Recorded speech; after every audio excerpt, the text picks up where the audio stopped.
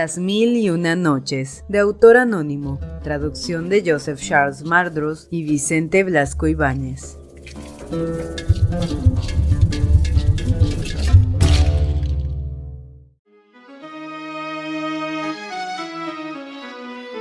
Pero cuando llegó la 19ª noche, ella dijo: «He llegado a saber, oh rey afortunado, que el califa juró que no mataría más que al negro, puesto que el joven tenía una disculpa». Después, volviéndose hacia Jafar, le dijo: «Trae a mi presencia al pérfido negro que ha sido la causa de esta muerte, y si no puedes dar con él, perecerás en su lugar». Y Jafar salió llorando diciéndose: «¿Dónde lo podré hallar para traerlo a su presencia? Si es extraordinario que no se rompa un cántaro al caer, no lo ha sido menos el que yo haya podido escapar de la muerte. Pero y ahora, indudablemente, él, que me ha salvado la primera vez, me salvará si quiere la segunda. Así pues, me encerraré en mi casa los 3 días de plazo, porque ¿para qué voy a emprender pesquisas inútiles? Confío en la voluntad del Altísimo». Y en efecto, Jafar no se movió de su casa en los 3 días del plazo, y al 4.º día mandó a llamar al cadi e hizo testamento ante él, y se despidió de sus hijos llorando. Después llegó el enviado del califa para decirle que el sultán seguía dispuesto a matarle si no aparecía el negro. Y Jafar lloró más todavía, y sus hijos con él. Después quiso besar por última vez a la más pequeña de sus hijas, que era la preferida entre todas, y la apretó contra su pecho, derramando muchas lágrimas por tener que separarse de ella. Pero al estrecharla contra él, notó algo redondo en el bolsillo de la niña y le preguntó: «¿Qué llevas ahí?». Y la niña contestó: «Oh padre, una manzana, me la ha dado nuestro negro Rihán. Hace 4 días que la tengo, pero para que me la diese tuve que pagar a Rihán 2 dinares». Al oír las palabras negro y manzana, Jafar sintió un gran júbilo y exclamó: «¡Oh libertador!», y enseguida mandó a llamar al negro Rihán. Y Rihán llegó y Jafar le dijo: «¿De dónde has sacado esta manzana?». Y contestó el negro: «Oh, mi señor, hace 5 días que andando por la ciudad entré en una calleja y vi jugar a unos niños, uno de los cuales tenía esa manzana en la mano. Se la quité y le di un golpe mientras el niño me decía llorando: «Es de mi madre que está enferma, se le antojó una manzana y mi padre ha ido a buscarla a Basra, y esa y otras 2 le han costado 3 dinares de oro, y yo he tomado esta para jugar». Y siguió llorando, pero yo, sin hacer caso de sus lágrimas, vine con la manzana a casa, y se le he dado por 2 dinares a mi ama más pequeña. Y Jafar se asombró de este relato, viendo sobrevenir tantas peripecias y la muerte de una mujer por culpa de su negro Rihán. Por tanto, dispuso que lo encerrasen enseguida en un calabozo, y después, muy contento por haberse librado de la muerte, recitó estas 2 estrofas. «Si tu esclavo tiene la culpa de tus desdichas, ¿por qué no piensas en deshacerte de él? ¿Ignoras que abundan los esclavos y que solo tienes un alma sin que puedas sustituirla?». Pero luego pensó en otra cosa y tomó al negro y lo llevó ante el califa, a quien contó la historia. Y el califa Harún al-Rashid se maravilló tanto que dispuso que se escribiese tal historia en los anales para que sirva de lección a los humanos. Entonces Jafar le dijo: «No tienes para qué maravillarte tanto de esa historia, oh comendador de los creyentes, pues no puede igualarse a la del visir Nureddin y su hermano Chamseddin». Y el califa exclamó: «¿Y qué historia es esa, más asombrosa que la que acabamos de oír?». Jafar dijo: «Oh príncipe de los creyentes, no te la contaré sino a cambio de que perdones su irreflexión a mi negro Rihán». Y el califa respondió: «Así sea, te hago gracia de su sangre». Historia del visir Nureddin, de su hermano el visir Chamseddin y de Hassan Badreddin. Entonces Jafar al-Barmaki dijo: «Sabe, oh comendador de los creyentes, que había en el país de Mers un sultán justo y benéfico. Este sultán tenía un visir sabio y prudente, versado en las ciencias y en las letras, y este visir, que era muy viejo, tenía 2 hijos que parecían 2 lunas. El mayor se llamaba Chamseddin y el menor Nureddin. Pero Nureddin, el más pequeño, era ciertamente más guapo y mejor formado que Chamseddin, el cual por otra parte era perfecto, pero nadie igualaba en todo el mundo a Nureddin. Era tan admirable que en ninguna comarca se ignoraba su hermosura, y muchos viajeros iban a Egipto desde los países más remotos solo por el gusto de contemplar su perfección y las facciones de su rostro. Pero quiso el destino que falleciera su padre el visir, y el sultán se condolió mucho. Enseguida mandó a llamar a los dos jóvenes, hizo que se aproximaran a él y les regaló trajes de honor y les dijo: «Desde ahora desempeñarán junto a mí el cargo de su padre». Entonces ellos se alegraron y besaron la tierra entre las manos del sultán. Después hicieron que duraran todo un mes las exequias fúnebres de su padre, y enseguida empezaron a desempeñar su nuevo cargo de visires, y cada uno ejercía durante una semana las funciones de visirato, y cuando el sultán salía de viaje, solo se llevaba consigo a uno de los hermanos.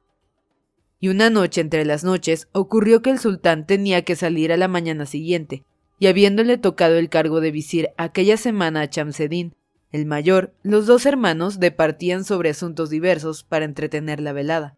En el transcurso de la conversación, el mayor dijo al menor: «Oh, hermano mío, creo que debemos pensar en casarnos, y mi intención es que nos casemos la misma noche». Y Nureddin contestó: «Hágase según tu voluntad, oh hermano mío, pues estoy de acuerdo contigo en esta y en todas las cosas». Y convenido ya entre los dos este primer punto, Chamseddin dijo a Nureddin: «Cuando gracias a Alá nos hayamos unido con dos jóvenes y la misma noche nos acostemos con ellas y hayan parido el mismo día, y si Alá lo quiere, tu esposa dé a luz a un niño y la mía una niña, tendremos que casar uno con otro a los dos primos». Y Nureddin repuso: «Oh hermano mío, ¿y qué piensas pedir entonces como dote a mi hijo para darle a tu hija?». Y Chamseddin dijo: «Pediré a tu hijo como precio de mi hija 3.000 dinares de oro, 3 huertos y 3 de los mejores pueblos de Egipto. Y realmente esto será bien poca cosa comparado con mi hija. Y si tu hijo no quiere aceptar ese contrato, no habrá nada de lo dicho». Al oírlo, respondió Nureddin: «¿Pero estás soñando? ¿Qué dote quieres pedir a mi hijo? ¿Has olvidado que somos dos hermanos y hasta dos visires en uno solo? En vez de esas exigencias deberías ofrecer como presente tu hija a mi hijo, sin pensar en pedirle ninguna dote. Además, ¿no sabes que el varón vale siempre más que la hembra? Y he aquí que el varón es mi hijo, y aún así aspiras a que lleve la dote cuando es tu hija quien debería traerla. Obras como aquel comerciante que no quiere vender su mercancía y para asustar al parroquiano empieza por pedirle 4 veces su precio». Entonces dijo Chamseddin: «Sin duda te figuras que tu hijo es más noble que mi hija, lo cual demuestra que careces en absoluto de razón y de sentido común, y sobre todo de agradecimiento, porque al hablar del visirato olvidas que tan altas funciones me las debes a mí solo, y si te asocié conmigo fue por lástima únicamente, para que pudieses ayudarme en mi labor. Pero en fin, ya está dicho, puedes creer lo que gustes, porque yo, desde el momento en que piensas así, ya no quiero casar a mi hija con tu hijo, ni a un peso de oro». Mucho le dolieron estas palabras a Nureddin, que contestó: «Tampoco yo quiero casar a mi hijo con tu hija». Y Chamseddin replicó entonces: «Pues no hay para qué hablar más del asunto. Y como mañana tengo que marchar con el sultán, no dispongo de tiempo para que comprendas lo inconveniente de tus palabras. Pero después, ya verás, cuando regrese, si Alá lo permite, sucederá lo que ha de suceder». Entonces Nureddin se alejó muy apenado por esta escena y se fue a dormir solo con sus tristes pensamientos. A la mañana siguiente salió de viaje el sultán, acompañado de Chamseddin, y se dirigió hacia la ribera del río.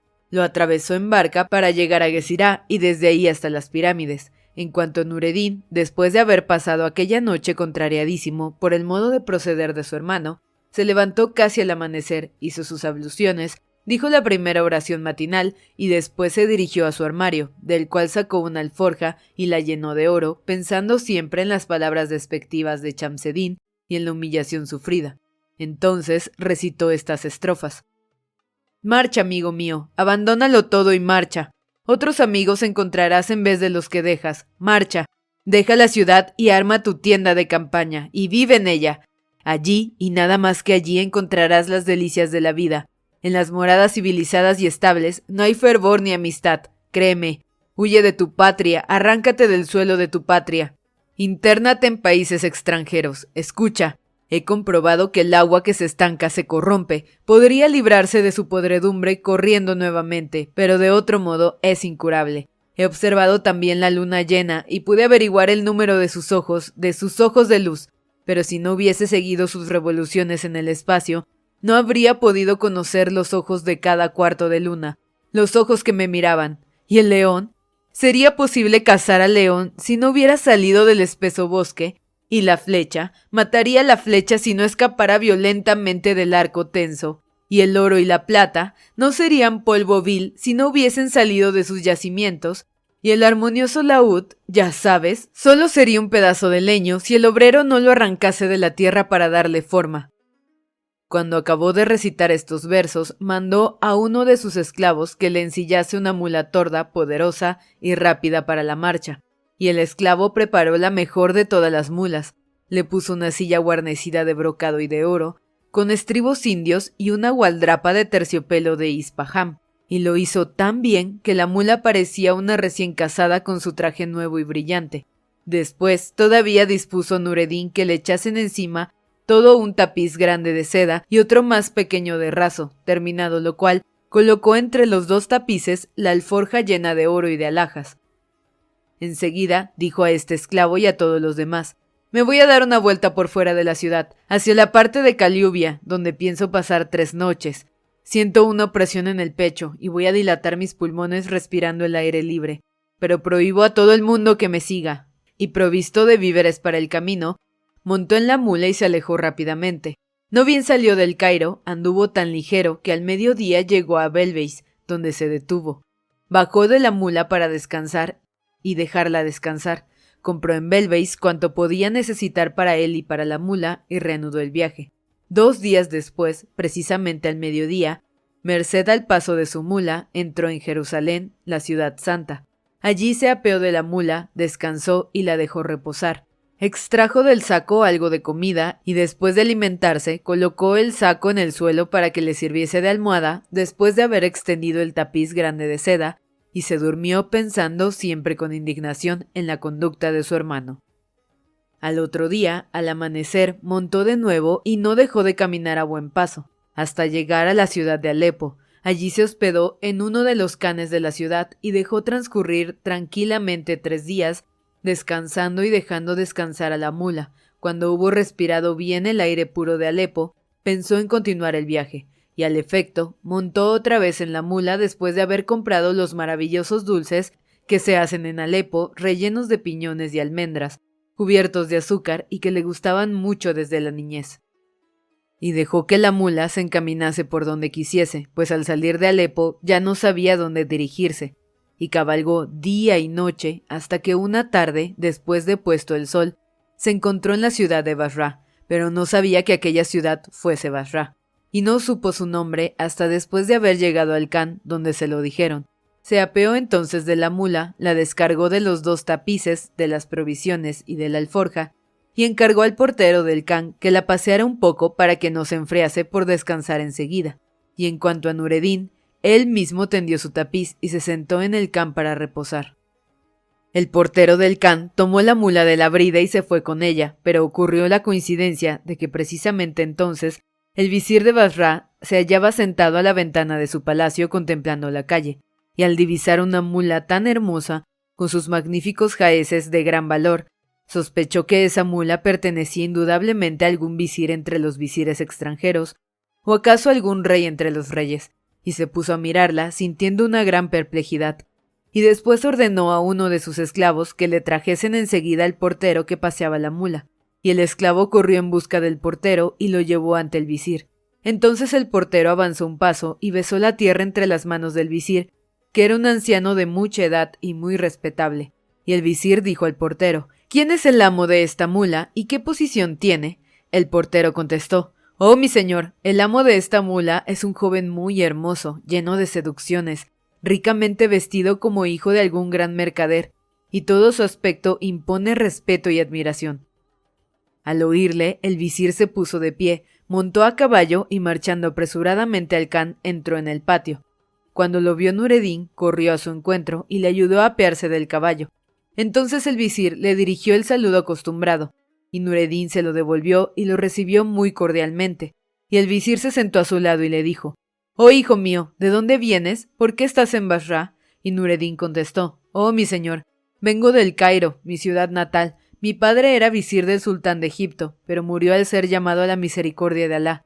Después contó toda su historia, desde el principio hasta el fin, y luego añadió: «No he de volver a Egipto hasta después de haber recorrido el mundo visitando todas las ciudades y todas las comarcas». Y el visir contestó a Nureddin: Hijo mío, prescinde de esas ideas de continuo viaje, porque causarán tu perdición. Sabe que el viajar por países extranjeros es la ruina. Y lo último de lo último, atiende esta advertencia, pues temo que te perjudiquen los percances de la vida y el tiempo. Después el visir ordenó a sus esclavos que desencillaran la mula, le quitasen los tapices y las sedas, y se llevó consigo a Nureddin, alojándole en su casa, y lo dejó descansar luego de haber proporcionado todo lo que necesitaba.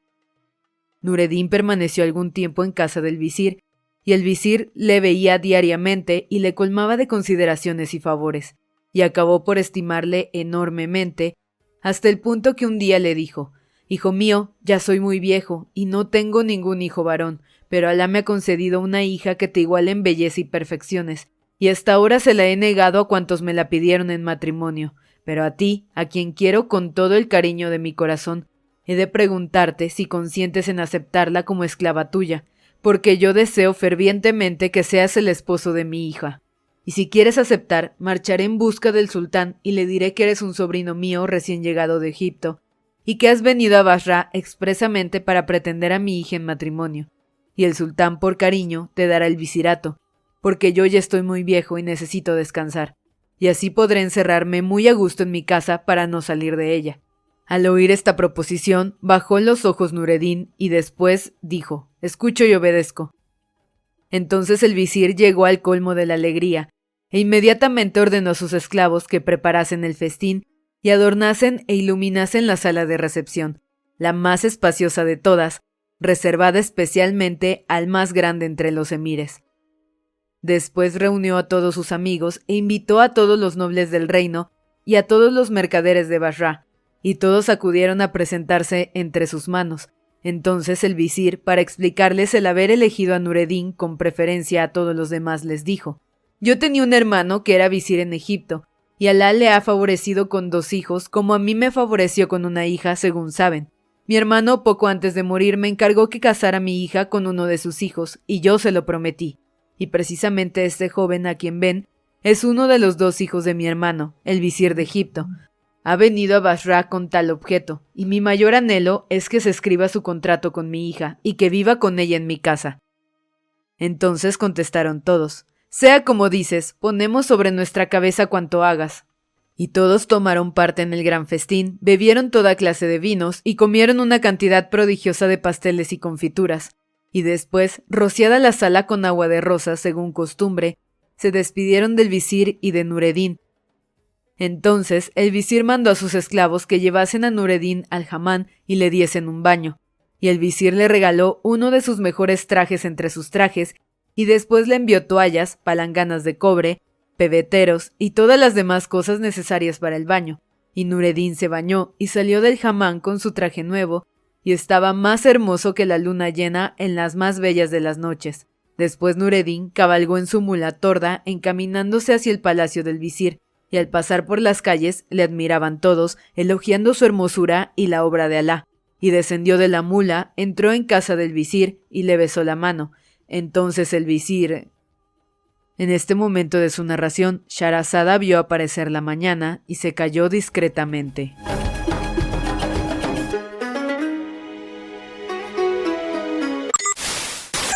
Si te ha gustado esta historia, dale like, compártela y suscríbete a nuestro canal. Tenemos capítulos nuevos todos los lunes, miércoles y viernes. También nos puedes seguir en nuestras redes sociales, Facebook, Instagram y Twitter. Encontrarás los links en la caja de descripción, así como toda la información sobre el texto que acabas de escuchar. También puedes dejarnos en los comentarios recomendaciones de libros que deberíamos producir.